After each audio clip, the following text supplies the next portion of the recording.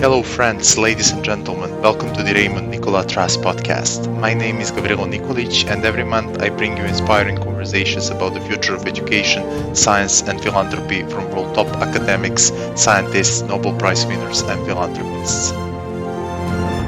Hello friends, ladies and gentlemen, my name is Gavrilo Nikolic and I would like to welcome you to the Raymond Nicolet Trust Podcast. Every month, I bring you inspiring conversations about the future of education, science, and philanthropy from world top academic scientists, Nobel Prize winners, and philanthropists. My guest today is Katrin Ottersbach. Katrin is a professor of developmental haematology at the University of Edinburgh, where she leads a research group on development origins of blood stem cells and leukemia. Originally from Germany, Katrin studied biochemistry at her alma mater, University of Edinburgh, and later switched to the University of Glasgow for her PhD in the field of biomedical sciences.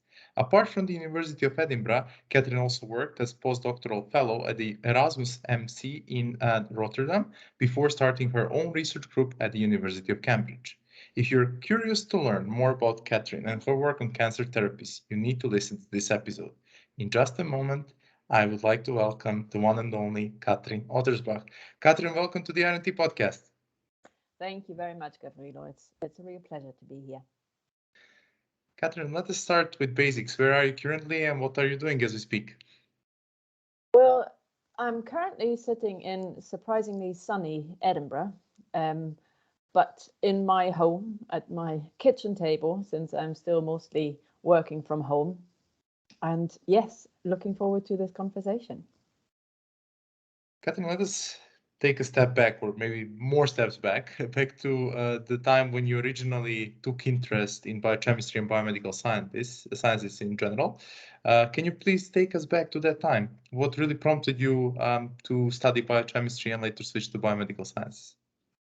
Well, so I think I've always been interested in sciences more than the arts, for example, at school as a career, basically. I've always wanted to find out how things work. In fact, originally I was very interested in doing space research, but then my physics marks at school were never quite good enough. So I just concentrated on what's around us and trying to find out how really it works in detail on a molecular level. So, which is why I then decided to combine biology and chemistry and study biochemistry. Why did you decide then later during your studies to focus on the leukemia and specifically on developmental origins of blood stem cells? Yeah, so my PhD was still very much biochemistry based and driven. But at the time when I was nearly finished with my PhD, there was actually just new research coming out that had defined how the first blood stem cells, which I was already working on during my PhD, but in the adult setting, how these were first generated in the embryo during development. And I remember my PhD supervisor telling us all about this new research in a group meeting, and I found it so fascinating that I then went to him afterwards and asked him who these people were who had discovered this, and that I would really like to continue along that line of research for my postdoc. And I really didn't know very much about developmental biology at the time, so it was all new to me. But it's really fascinating how embryos generate all these different tissues, how this is done. And not just from a curiosity point of view, it's very interesting, but it does actually have a great importance in understanding how, things could go wrong. But also even understanding regenerative medicine, how we can, grow new tissues or make more blood cells. And even for cancer, it's relevant in that quite often what goes wrong in cancer is that processes are reactivated that were used during development, and this then drives this aberrant proliferation and tissues going wrong during cancer formation. So, and that's also when I then at some point came across the fact that cancer And in our case, leukemia can actually occur in very, very young children, in babies even. And that it's quite different from cancer in adults, and that it is really to do with the fact that it happens so early on in life, and that this is, again, something that has to be seen almost from a developmental point of view, which is then how I realized how I can combine my interest in developmental biology and apply it to an important medical question. So how is it that these young babies can develop cancer so early on? And these origins, which are even before they are born, are so much influenced by developmental biology, and that's what we need to understand to be able to treat these really young patients. What is the focus of your research? Is it really to prevent leukemia from happening, or is it to treat the things when they already happen? So it's really the latter, because it initiates really early on, and it's so rare that it would be impossible to screen babies routinely for whether they have cancer already, or if there are any forms of cancer already starting when they're born. So, and it develops so rapidly. Sometimes they're born even with the leukemia already, or it develops within the first 3 months. So there's not much time really to detect it and catch it at an early stage. So we do need to focus on how we can treat these babies. But to be able to treat them, so far, clinicians have mostly applied therapies that are used to much older patients, and it's become clear that it doesn't really work for these young children. Also, they're so rapidly developing still at that point that these harsh chemotherapy treatments really have an impact on their later life and cause a lot of health issues. So for that reason, we really need to understand what is so specific about this very early leukemia, and that we can develop new therapies that are much more specific and have fewer side effects. So that's what we are trying to understand in our research.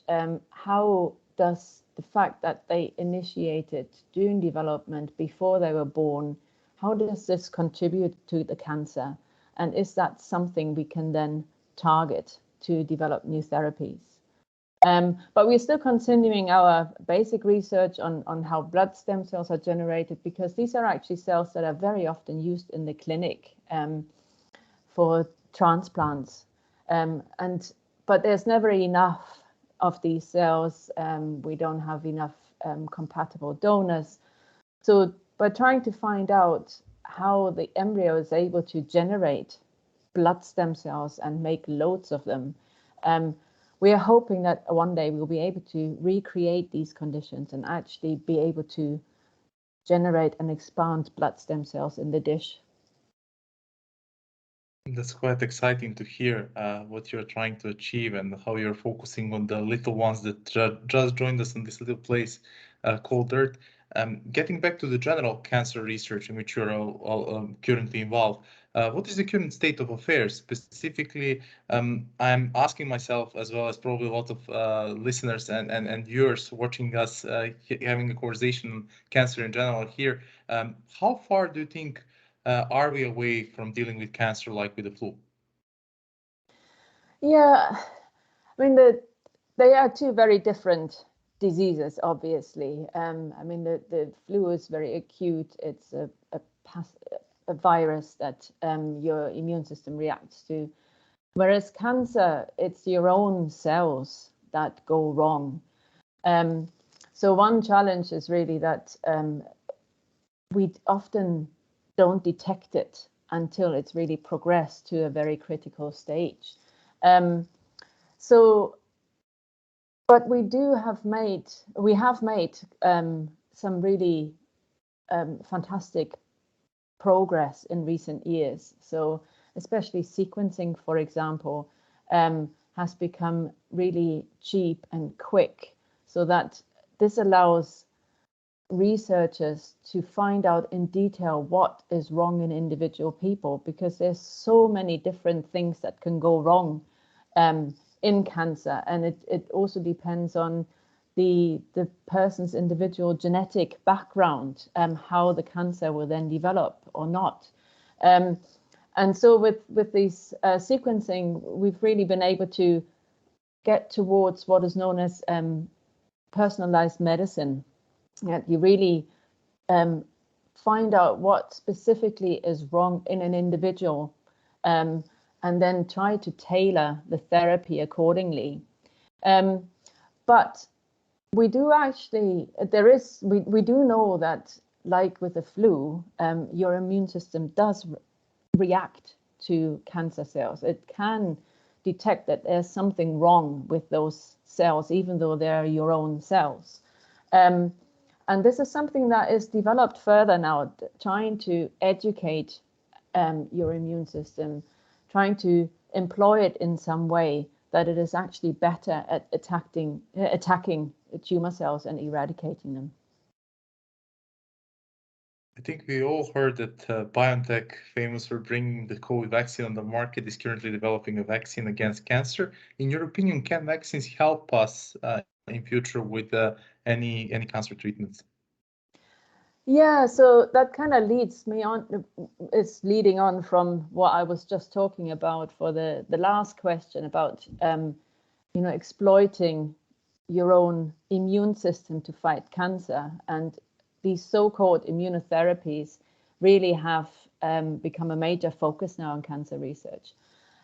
Vaccines, especially these RNA vaccines that BioNTech is famous for, they have shown some real potential in clinical trials, and they are quite cheap and quick to make.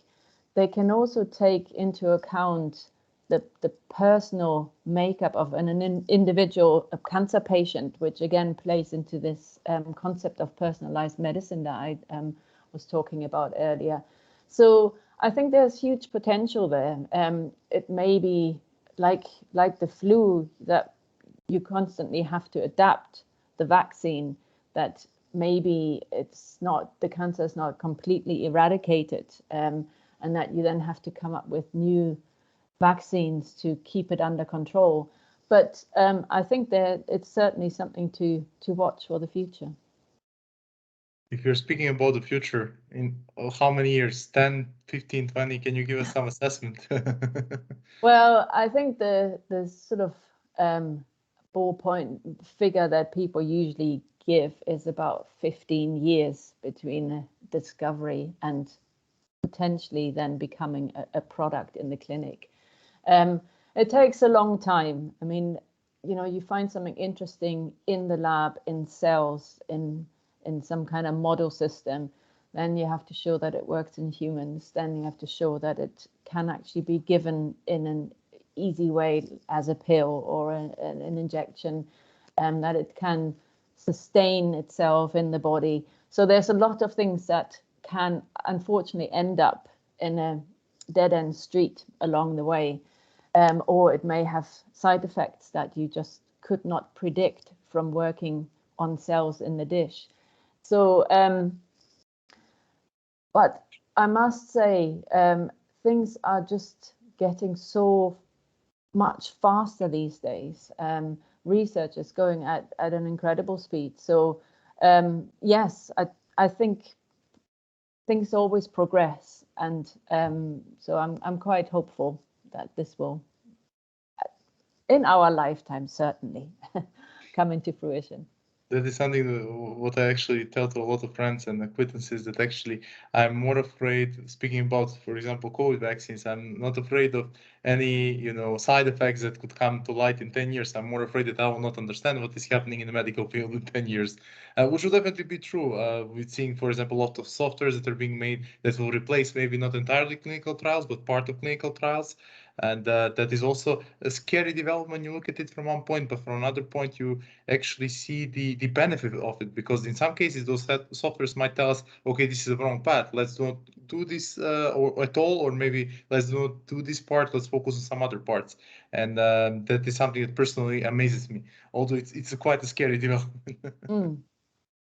Absolutely. Katrin, let us get back to you. What is your greatest scientific achievement so far?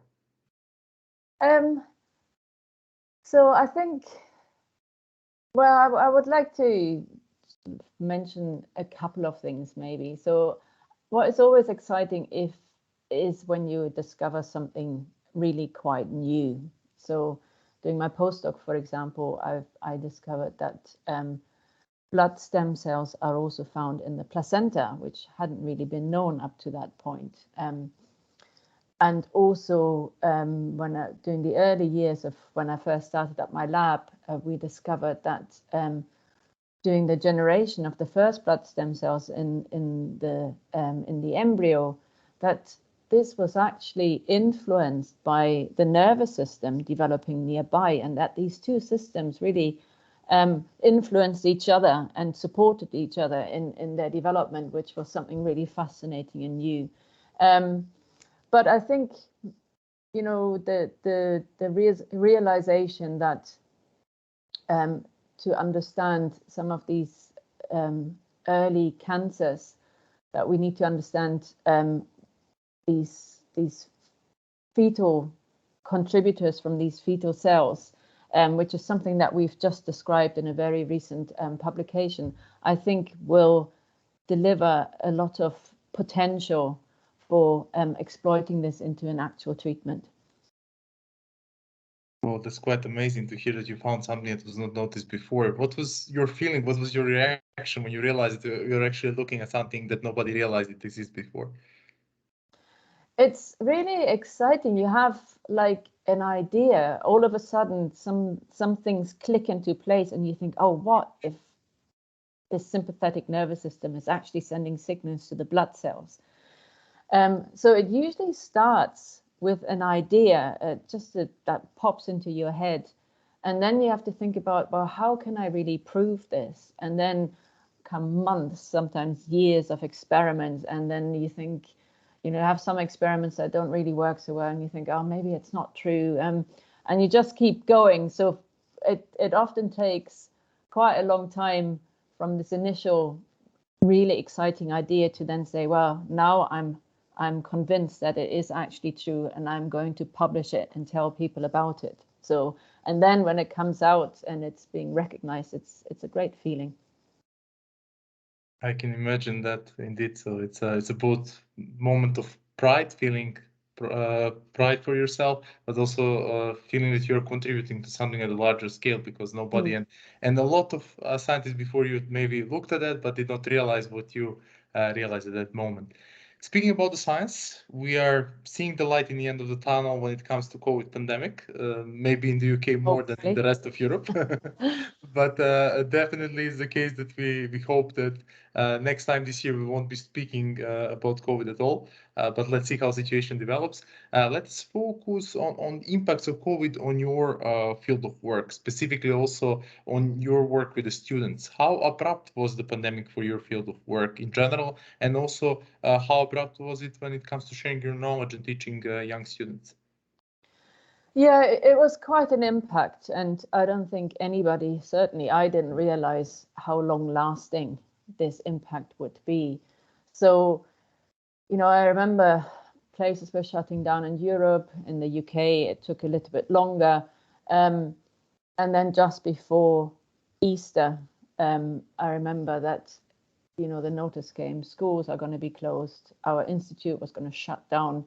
And I remember leaving my office, which I had just tidied up that week, and I was really enjoying working in a tidy office, and then locking the door and thinking, wow, well, probably I'll be back after Easter, about 2 or 3 weeks later. How misguided that was. But yeah, it was quite an impact on our research as well. We were lucky in a way that two of my postdocs had special permission to come in every now and then because we had such important and expensive models in the lab, cancer models that really would have made quite an impact also financially and on the long-term research to not keep these going. So they had special permission to come in every now and then to keep that part of the research going. But other people in my research group, from one day to the next, they had to stay at home. And the thing is, we can write some publications, write up some of our findings, but we need to be in the lab to do research.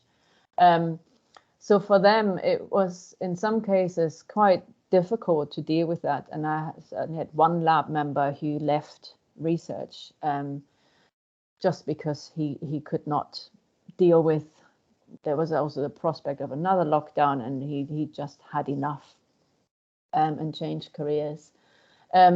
The other impact was on students, obviously, and recruiting new people, because training in the lab often involves being quite close to each other to show them in detail how certain techniques are done. That wasn't allowed for quite a long time. So that was challenging. And I often take undergraduate research students into the lab for a short project, and that really wasn't allowed for a while. So we had to give them some kind of literature research project. And I think a lot of them really missed out on this experience of actually spending some time in the lab, working on a project, doing really proper lab research. But I think it's coming back now. We're back at full capacity in the lab. Then some things, that came out of this have been quite positive in that we all now know how to do these online meetings. And it's interesting to see how much teaching you can actually do online. It's been great connecting with people worldwide. So I feel I've talked a lot more to potential collaborators just by saying, wow, let's have an online meeting. We all know how to do this now. So there have been some positive aspects, but yeah, it did have quite a negative impact in other ways, that's for sure. Just focusing on the future, bearing in mind that now cancer is coming to the fore when it comes to the next health challenge we are all experiencing as a general population. What would you say? Will the cancer be next big thing from political perspective? Will policymakers and then health officials focus on cancer as the next big thing, or something else? I think cancer is really one of the biggest health issues that we face. So, I mean, obviously, other cardiovascular diseases, our lifestyle, mental health are also very big challenges. But I think cancer really also financially has a major impact. So I think that's where certainly a lot of focus will remain in policy making, but also funding for research.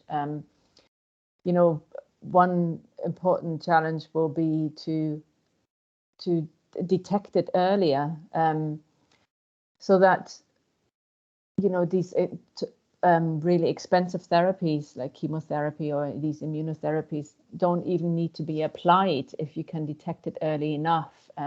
People will spend less time in hospital, which is also something that costs a lot of money. So I think early detection will certainly be something that will be focused on, and also personalized medicine, as I mentioned, and immunotherapies, I think are these other challenges, but also future focus. I think that funding certainly is being directed at. We're going into the direction of the next question, and my next question would be, what do you think will, or maybe currently are, 3 biggest challenges when it comes to cancer research over the next 10 years? Yeah, so like I say, I think early detection is certainly something that people are working on, that perhaps, you know, people could be routinely, cheaply screened to be able to catch it before it really becomes a problem.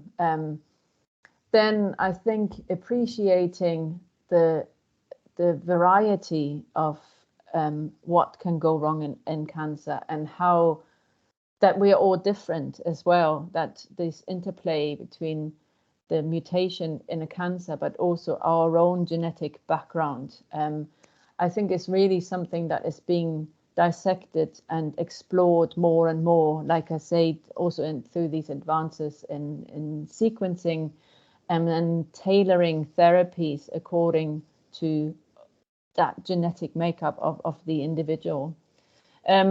Also the appreciation of other factors that can influence cancer, for example, what you eat, how your gut microbiome, the bacteria that live in your gut, are influencing this. It's really become a major focus. And then really what we talked about earlier on, how can we educate our own immune system to fight cancer, which is a very powerful system. And if it's being educated in a way that it can recognize these faulty cells, it's a very powerful tool. Katrin, great conversation. I really love speaking with you about these topics, not only because you're knowledgeable about that, but also because you're passionate about that, and that came across during our entire conversation. Before we come to the close, I would just like to ask you if you have any last words, anything else that you would like to mention. Yeah, I think I would like to stress the importance. I mean, we talked about therapies and developing drugs and, you know, how to help people specifically for specific diseases or cancer. But I think we must not ever forget the importance of just basic research and following curiosity. It's led to some really amazing discoveries. And I remember once attending a lecture by Paul Nurse, the Nobel Prize winner, one of the most prominent researchers or scientists in the UK, really, how he said that he worked on yeast cells, which then became such an important model of understanding how cancer cells proliferate. But also I remember him telling the story of how some of his cells were behaving in a very odd fashion, and he threw them in the bin. And then afterwards thought, I really wish I'd looked at that. And he actually went back into the lab and fished them out of the bin. And it became such an important discovery. So, you know, often we just cannot predict what is actually going to lead to some really important tool. For example, these genome editing tools we have now, they were discovered in bacteria. So I think funders need to appreciate that, and not, obviously it's important to directly help and look into diseases, but there should always be money available to support basic research where, you know, important discoveries will be made that then become appreciated perhaps many years later, but is really what informs our understanding of how things go wrong in cancer and how we can apply new therapies. If you just allow me to add to that, I think what is also important to stress out is learning and sharing between scientists and looking backwards, which is specifically the case with mRNA technology, which was patented in 1995 and for the first time actually implemented in such a way at a large scale in 2021. And that amazes me really, because it really shows that it takes years before you figure out how to implement the technology. And then people don't realize that. They think it's something that was established like 2 or 3 years ago, but technology actually exists for 30 years. We were just trying to find a way how to implement it that in at a large scale level and in a way that will work for everyone. Absolutely. Katrin, we came to the close. Thank you very much for a great conversation. I would like to acknowledge you once again for showing up for Raymond Nicolet Trust and also for this podcast. And I would like to thank you for being my guest on the RNT podcast. It's been an absolute pleasure. Thank you very much for inviting me.